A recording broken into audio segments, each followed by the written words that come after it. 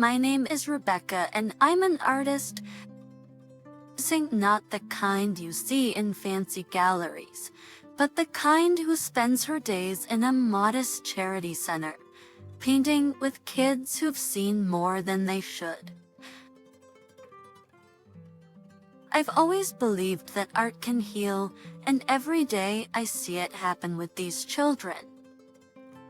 I live with my husband, a sales manager who's always chasing the next big deal, and his mother,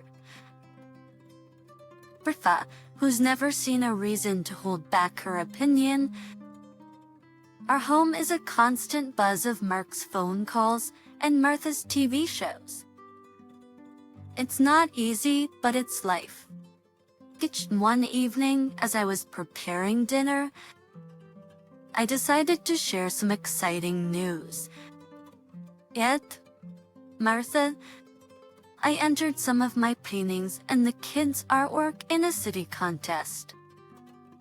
The prize is $100,000. Rick, scrolling through his phone, didn't even look up. That's nice, Rebecca. But let's be real, what are the chances? Martha snorted with those street kids' drawings. You're dreaming, dear? I tried to explain. It's not just about the prize. It's about showing what these kids can do, how they express their... cut me off. Section.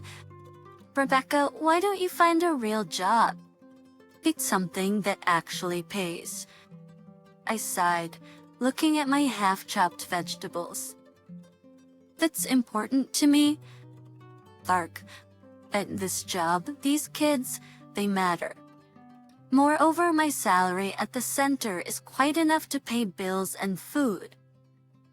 Bertha waved a dismissive hand. Think we need real money. Rebecca, not child's play. I finished dinner in silence. That night, as I lay in bed, I couldn't help but feel a mix of excitement and disappointment.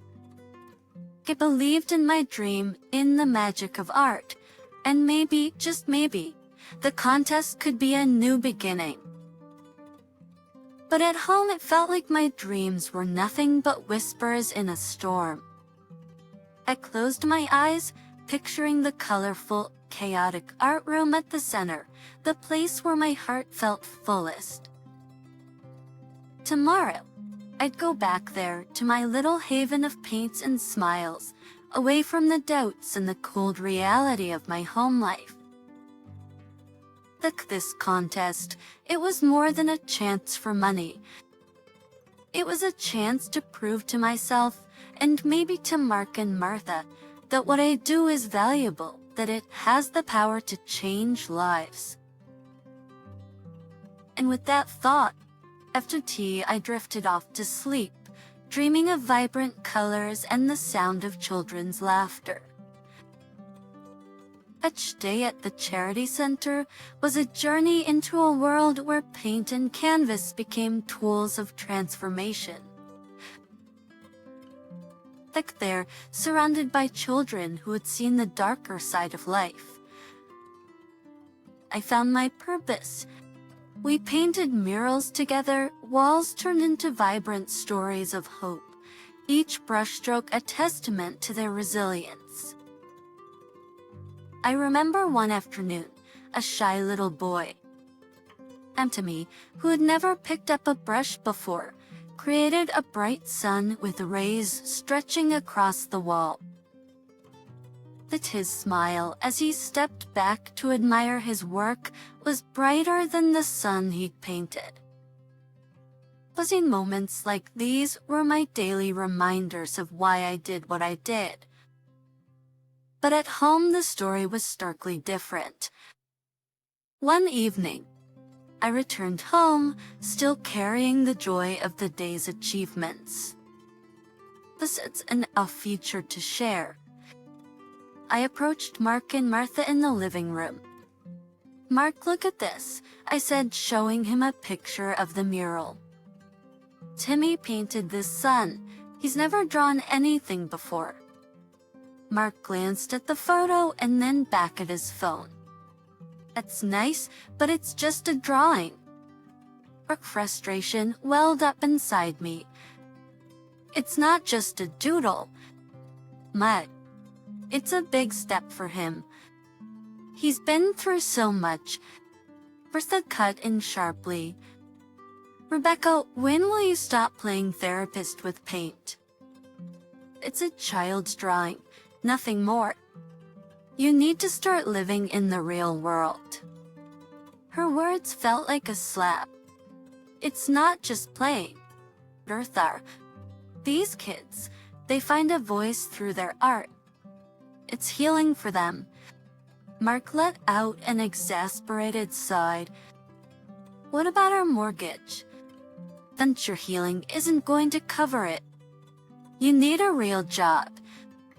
I clenched my fists, trying to control the rising tide of anger and hurt. This is a real job. It's making a difference. Martha snorted. What difference does it make when I'm ashamed to tell my friends where you work? You need to wake up and see reality. I stood there, words failing me. That between my world at the center and my world at home had never felt so vast. In one, I was helping to rebuild lives. In the other, I was constantly reminded of my supposed inadequacy. But that night, in the solitude of my studio, I stared at the blank canvas. The harsh words from earlier echoed in my mind, drowning out the laughter and joy of the day. I picked up my brush, and with each stroke, I tried to paint away the hurt, the doubt, and the feeling of being undervalued. The day was winding down at the charity center, the walls echoing with the lingering laughter of children. I was cleaning up the paints when my phone rang, displaying an unfamiliar number. Hello, Rebecca Thompson speaking. Miss Thompson, this is John Harris from the City Arts Council. Congratulations, you've won our citywide art contest. The prize is $100,000. We'll be in touch soon for further details and discuss an additional opportunity to collaborate with the city. The news hit me like a wave. I won? My voice trembled with a mix of shock and joy. Yes, indeed. Your and the children's work truly stood out. John replied, his voice warm with genuine admiration. I thanked him profusely and hung up, my heart racing. This was beyond my wildest dreams, a validation of our efforts, of the children's talent, and in some way of my own. I thanked him profusely and hung up, my heart racing. I shared the news with the children, and their reaction was heartwarming. Their cheers and claps filled the room with an energy that was almost tangible. This was our collective victory. Later, as the center quieted down, I sat with Lisa, the psychologist, over a cup of tea. I shared my apprehensions about breaking the news at home. Mark and his mother have never really seen the value in what I do. They might just see the money. I confided. Lisa leaned forward, her eyes thoughtful. Why not test their reaction? See if this win changes their attitude. It might reveal their true colors. Her suggestion struck a chord. At home, my work had always been trivialized, its impact constantly undermined. At this win, this significant recognition could indeed be the litmus test for their genuine sentiments. I pondered over Lisa's advice as I made my way home. The idea was both unsettling and necessary. At their choice, if the money swayed their attitudes, it would uncover the uncomfortable truth about their regard for me and my work.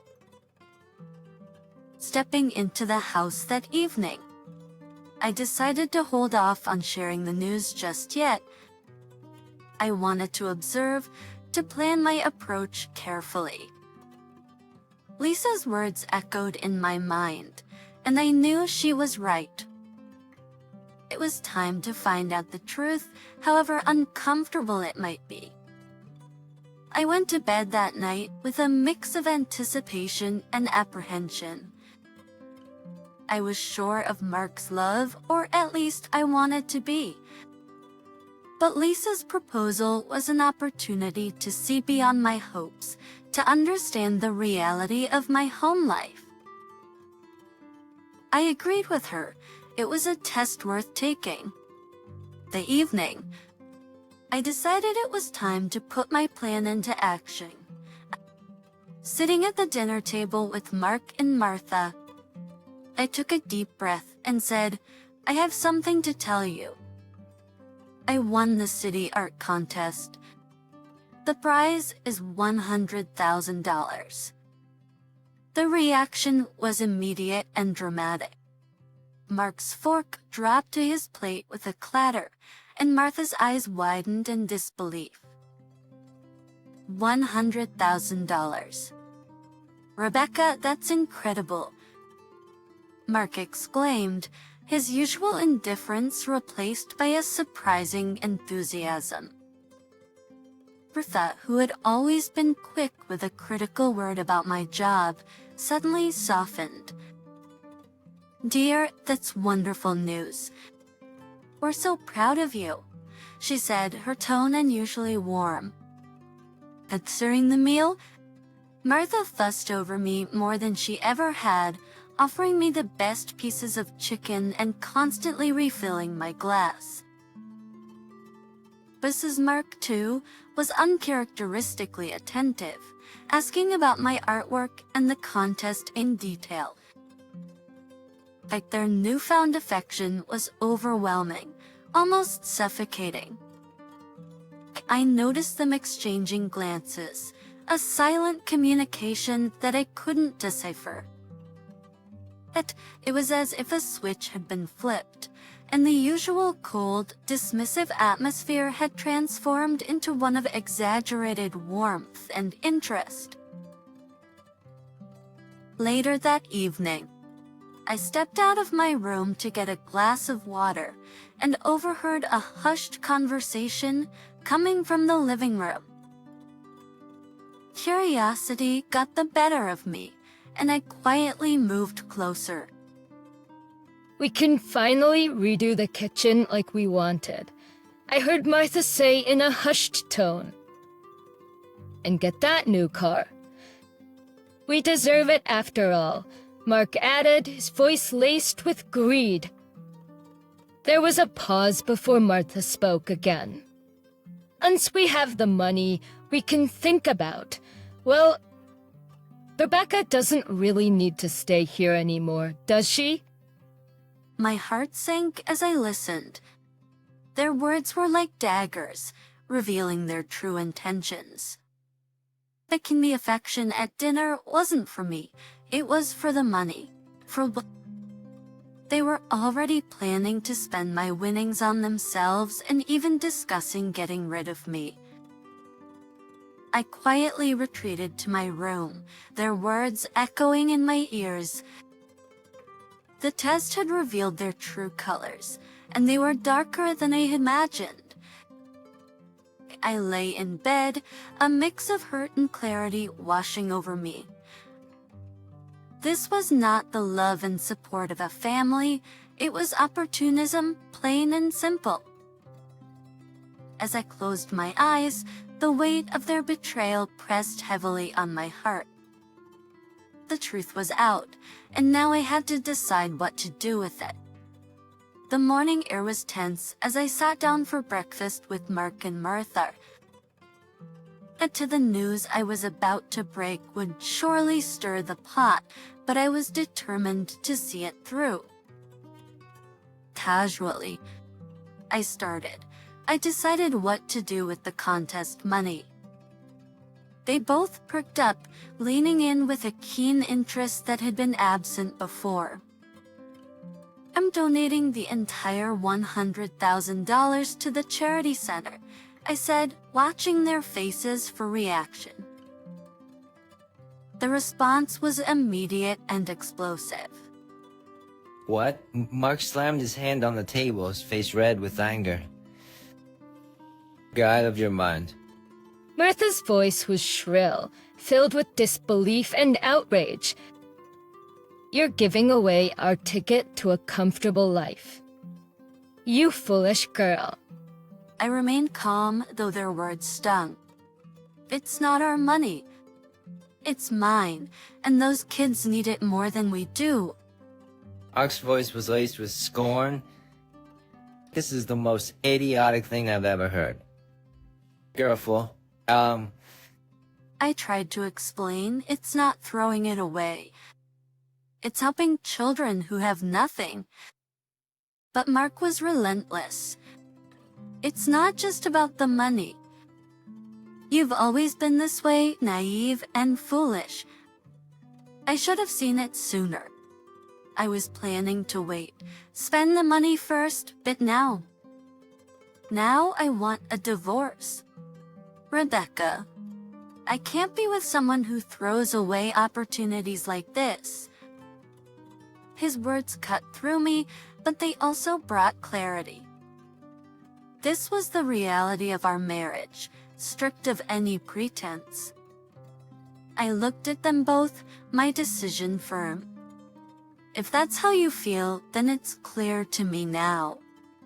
This marriage, this relationship, was never about us. It was about convenience, about money. Without another word, I stood up and walked away from the table, away from the vitriol and greed. At their shouts and insults followed me, but they no longer had the power to hurt me. I had seen the truth, and it had set me free. The days following my announcement were cold and quiet. The house felt more like a battleground than a home. Mark and Martha avoided me, their disappointment and anger hanging in the air like a thick fog. I was packing some of my belongings in the bedroom when Mark walked in. His face was hard, his eyes void of the warmth I once knew. So you're really doing this? But throwing away our life for some charity, he asked, his voice edged with bitterness. I'm not throwing away our life. Mark, I'm choosing to do what's right with my money, I replied, folding a sweater into my suitcase. He let out a harsh laugh. Your money? It was supposed to be our ticket out of here. It was never about the money for me. It's about helping those kids, something you never understood.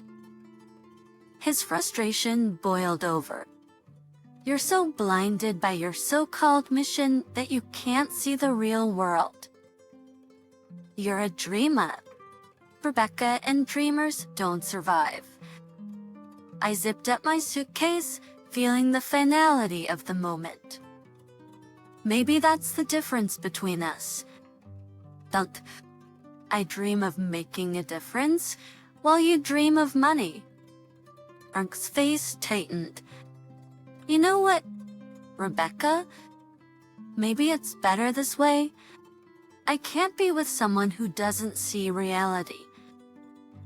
I want a divorce. The words stung, but they didn't surprise me.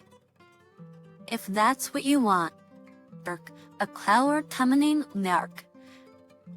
He turned to leave, then stopped. You were always a fool. Rebecca. I just didn't see it until now.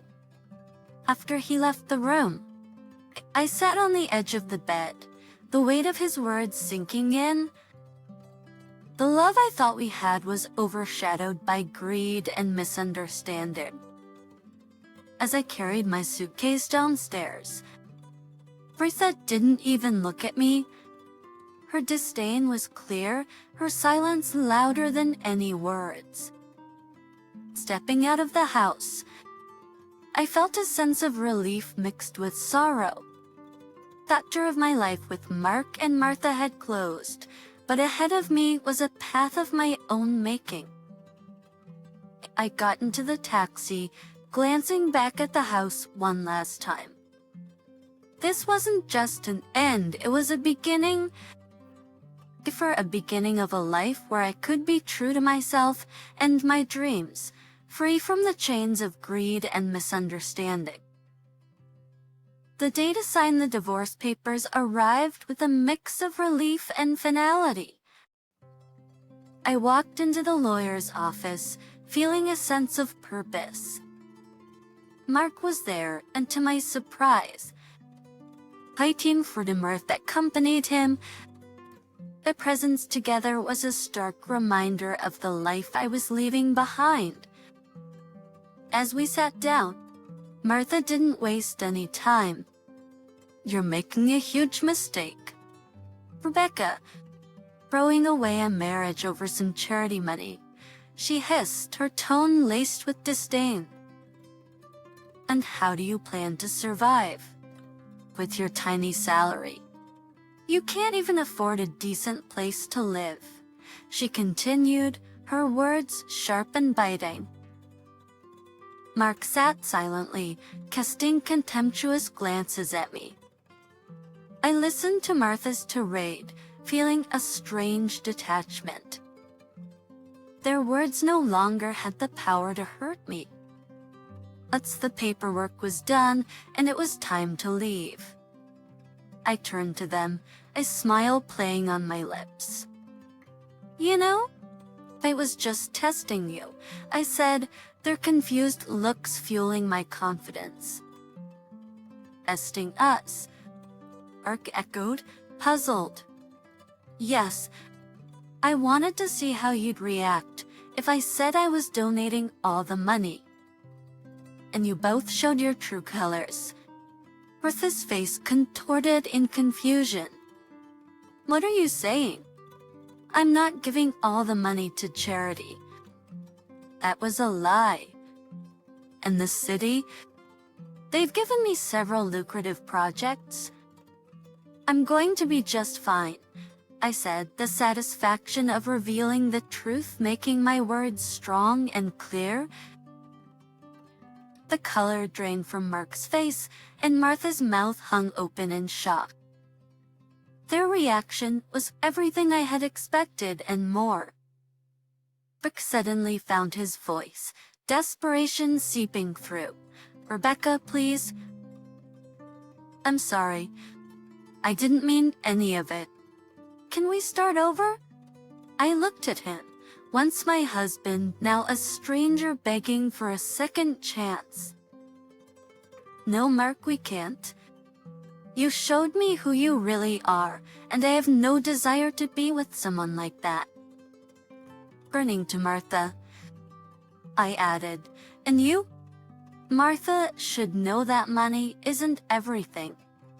What I do, my work, it matters more than any luxury you crave."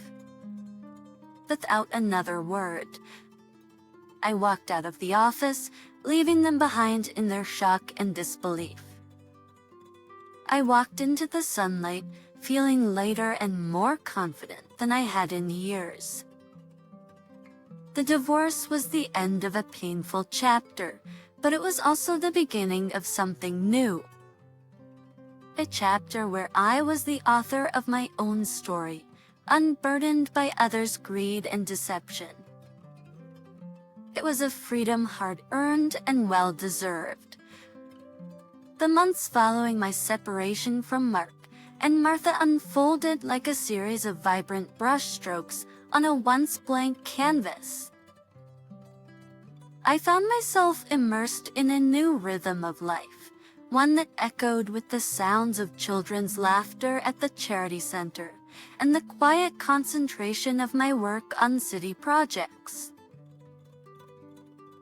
Just in my world, once confined to the expectations and criticisms of a household that didn't understand me, had expanded into a realm where my passion for art and my dedication to helping others were not just acknowledged, but celebrated. I had rented a small apartment in a quaint part of town. That wasn't luxurious, but it was mine. A sanctuary where the walls were adorned with my paintings and the cheerful artwork of the children from the center. Each piece told a story, a reminder of the journey I had embarked on and the lives that had intertwined with mine. The decision to donate half of my prize money to the charity center had set a series of unexpected events in motion. The local newspapers and community blogs picked up the story, intrigued by the artist who chose charity over personal gain. My phone began ringing with inquiries and offers. Local gallery owners, once indifferent, were now eager to showcase my work. My paintings, which had been a source of solace in my darkest times, were now being admired in well-lit galleries, appreciated by people who saw in them the same hope and beauty that I did. But the city projects, too, brought in newfound recognition. I was commissioned to design murals for public spaces, transforming bland walls into tapestries of color and life. Each project was a new adventure, an opportunity to leave a mark on the city that had become my larger canvas. In the midst of this newfound success, I occasionally received messages from Mark, texts laden with apologies and pleas for a second chance, were a stark reminder of the life I had left behind. I read them, sometimes with a mocking smile, but mostly with a sense of detachment. The pain he had caused was a part of my past, a chapter that had closed the day I walked out of that house. But his words, once capable of cutting me deeply, now seemed superficial, like ripples on the surface of a lake that could not disturb its depths. The evenings in my apartment were a time of reflection and creativity. I would often sit by the window, a cup of tea in hand, looking out at the city lights, thinking about the twists and turns my life had taken. The betrayal and hurt had been a crucible, burning away the illusions and leaving behind a clarity of purpose. I realized I had found strength in my vulnerability, courage in facing the unknown, and an unshakable belief in the power of art to heal and transform. On weekends, I conducted art workshops at the charity center. The children, each with their own story of resilience, continued to be my greatest inspiration. We painted together, our collective imagination turning blank canvases into expressions of joy, pain, and hope. Apology, I saw in their eyes the reflection of my own journey, a testament to the healing power of art. As the city embraced my work, my personal life, too, began to flourish in new ways. I made friends in the art community, a group of eclectic and supportive individuals who appreciated me for who I was. We shared stories, laughed, and dreamed together. For the first time in a long time, I felt a sense of belonging. One evening, as I finished a painting for an upcoming exhibition, I stepped back to take it all in.